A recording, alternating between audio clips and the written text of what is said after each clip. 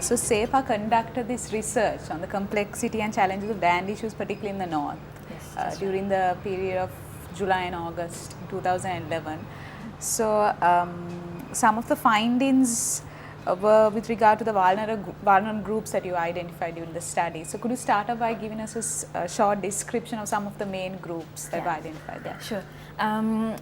We approached the study from vulnerable groups that have come to being as a result of land-related issues. So when you take, we are talking about a land that was affected by a 30-year-old war. So that means, people are vulnerable in different ways, different angles, and because of different reasons. For example, if you take the socio-economic side of it, people have lost their livelihoods, their livelihood-related assets. Some people have even lost household members that were, the breadwinners. So that is the overall, a generic picture of the North and East, if you take. But what we were interested was the land issues, the land-related issues that were causing a bunch of people to be vulnerable. Now, our approach, our focus in the study was on because we started the study, we initiated the study because we felt that a group of people were falling off from the whole reconstruction, rebuilding process that is taking place in the North and in the East at the moment. For example, if I give like a very brief example, we saw that for housing schemes, for people to be given new houses, for example, the development actors, the non-government and government actors were sometimes were asking for documentation to prove that they own land. Now, we know that the loss of documentation during the displacement and during the war is a serious issue in the North. So we found that people who could not prove with a document that they own land were being left out from this development, from this whole rebuilding process. So those are the kinds of people that we were interested in and that we looked at in this study. Okay. So other than those most commonly categorized groups such as sort of women and other disabled families with disabled people, other than that there were also some evidence with regard to like competing claims between identity groups, and this is something that has come up in the media between old IDPs as well as new IDPs. Yes. Could you talk to us a little bit about that? Sure. I think what is quite special about the war in Sri Lanka, that one thing is that it's protracted 30 years. And there were different waves of displacement. For example, you can take the people who got displaced to the north in 1977 and in the 80s, 83 maybe, from the south, from the central province, even from areas like Galle district, who got displaced into the north, right? And in 1990, there was this expulsion of the Muslim community from the north. So there was this like mass movement of people back and forth. And then like towards the end of the war, like 2008, 2009, there was again this big displacement that took place. Now, as a result, what has happened is that there are people who are living on lands that do not belong to them. They've been either resettled intentionally, sometimes by the LTT, or they've self-relocated almost, right? So when people from the areas left, from the north left the areas, the Muslims and also Tamils, what happened is other people got settled in these lands. So we found, for example, one village in Kilinochchi where that one particular village that land was owned by 4 owners, and there were 335 families living in that area, in that land area. So we're not talking about just 1 or 2 families here. We're talking about a quite considerable number of people that stand to be vulnerable and stand to lose out in this process. So in addition to this, some of the material that I was reading up on, people were put into a vulnerable position because of their perceived links or the links they may have had to the LTT. What was that? I mean, did that come up in your study?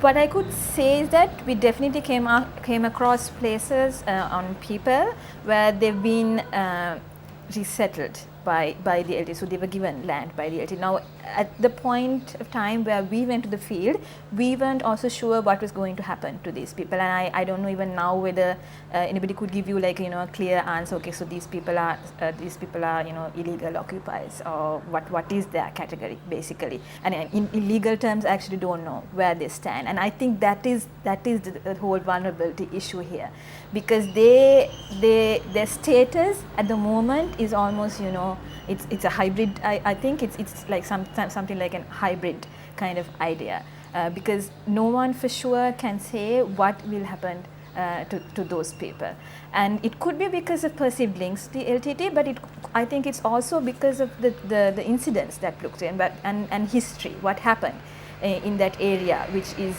causing this situation, rather than particular links to the LTT. That is what we found out. Okay. So in the study there was also some factors that you had documented that actually contribute or aggravate this land problem, or the vulnerabilities that are already there. So in terms of that, something that we've been hearing often now is this excessive land that is being taken over for military purposes, and the high security zones that are still sort of intact.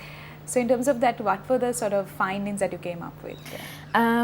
Again, when we look at secondary occupation, we found that there were private land being occupied by both the state military as well as people, like other people who've returned to the area, who've gone into those areas later after the original owners have left. And we found that in quite a lot, I think, in Kilinochchi and Mullaitivu, and also Mannar to a lesser degree, but also in Mannar. So what we found was that people, the original owners would actually lose out on some of their rights at the moment. I mean, they could not access their land, for example, for livelihoods or for their residential purposes. So because of that, they were in a vulnerable position. So that kind of secondary occupation and the issues that are related to secondary occupation, I think, are quite obvious in the north. So the military was occupying private lands in certain cases? Yes. Okay. So in terms of one last question, in terms of recommendations, what have you put forward, and how much of it actually depends on state and state reforms? Right.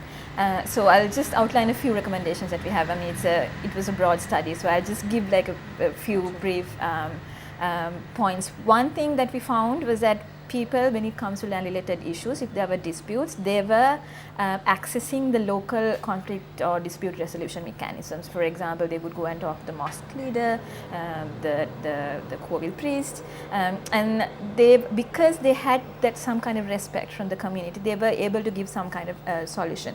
So we feel that these people, these mechanisms, the local conflict dispute resolution mechanisms should be strengthened by maybe giving them some kind of background training on land-related issues, land-related laws as well. Because again, another thing that we found was that knowledge of land-related laws overall was very low with the people, with the general public, with these people who were trying to resolve the disputes, but also sometimes with the land-related officers, the officials.